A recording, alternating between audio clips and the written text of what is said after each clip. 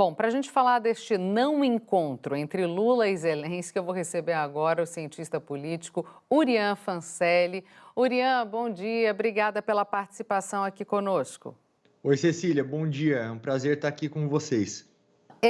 O fato desse encontro entre Zelensky e Lula não ter acontecido, você acha que ele prejudica de alguma forma a imagem do Brasil? Porque a reação do Zelensky ali, com ar de deboche, que fez inclusive a própria jornalista rir, dá uma diminuída na imagem do Brasil, ao que me pareceu. Bom, para responder a sua pergunta, eu acho que a gente tem que se lembrar um pouquinho de como estava a imagem do Brasil até agora. E ela não era positiva por conta do último governo, né? Durante os últimos 4 anos, o Brasil desdenhou a pandemia, desdenhou muitas coisas, meio ambiente, até mesmo a própria guerra na Ucrânia, com o ex-presidente Bolsonaro visitando a Rússia apenas alguns dias antes da invasão. Então, prejudicar, acredito que não dá para responder sim ou não, porque também depende do ponto de vista de quem analisa. Se você faz parte de algum dos países do G7 que se reuniram para falar sobre a Ucrânia, até muita gente falava que eles iam discutir mudanças climáticas, vários outros assuntos, insegurança alimentar, mas é óbvio que o tema principal era Ucrânia, até mesmo porque ali houve uma unidade, inclusive para intensificar as sanções contra a Rússia. Então, pode prejudicar a imagem do Brasil como possível candidato a ser um mediador para a paz. Mas internacionalmente a gente está até que meio que alinhados, buscando uma neutralidade com a maior parte dos países do mundo, que não são as grandes democracias liberais. E eu acho importante a gente lembrar que a gente teve a visita do Celso Amorim à Ucrânia depois daquela fala incômoda do Lula na viagem anterior que ele fez, né? E aí ele fez uma declaração que não soou bem, Celso Amorim foi para tentar organizar a casa. Esse encontro não aconteceu agora. Ao que tudo indica, a Ucrânia está sinalizando o seguinte: você não é meu inimigo, mas também você não é meu amigo.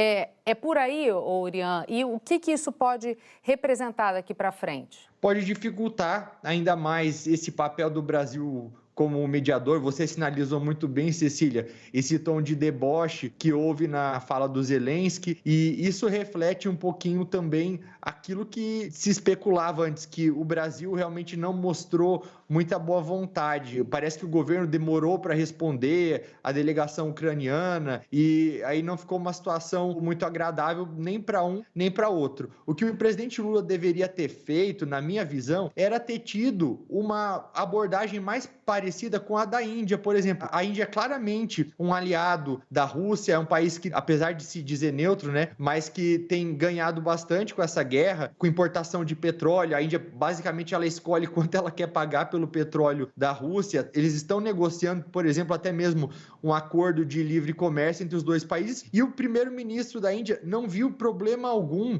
em se levantar, apertar a mão do Zelensky, em fazer um encontro, em tirar uma foto. Pegou muito mal também aquela cena que circulou ontem nas redes sociais de vários líderes se levantando para cumprimentar o Zelensky, um ato tão simples, mas tão simbólico ao mesmo tempo, enquanto o presidente Lula ficou sentado. Ele até foi questionado sobre isso durante a coletiva de imprensa e acabou respondendo que não, ele estava ali ocupado com as anotações dele, do discurso que ele ia fazer, mas a diplomacia ela envolve muito essas simbologias, esses gestos pequenos. Então, acredito que pode ficar um pouco mais delicado a posição do Lula para mediar daqui para frente. Ele disse que estava lendo e que nem viu o Zelensky chegar. A gente sabe que causa, assim, um burburinho. No burburinho, no mínimo, a pessoa levanta para ver o que está acontecendo. Mas o presidente disse que estava muito distraído. A minha dúvida, Urian, fica com relação ao posicionamento do Brasil, que parece...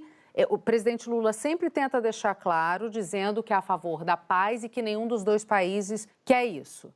Mas muitos avaliam que o presidente não ser ainda mais enfático contra a Rússia deixa ele numa posição não de neutralidade, mas também meio que dando a mão à palmatória aí para o que a Rússia faz. Qual é a sua avaliação com relação a isso, Urian? Assim, primeiro que eu vejo que é um tema que talvez o Brasil nunca devesse ter tentado entrar. Até mesmo ontem no discurso do Lula, ele questionou bastante a ordem vigente atual, a ordem internacional, questionou instituições como a ONU, ele até disse que isso deveria ser um assunto que era para ser discutido na ONU e não no G7.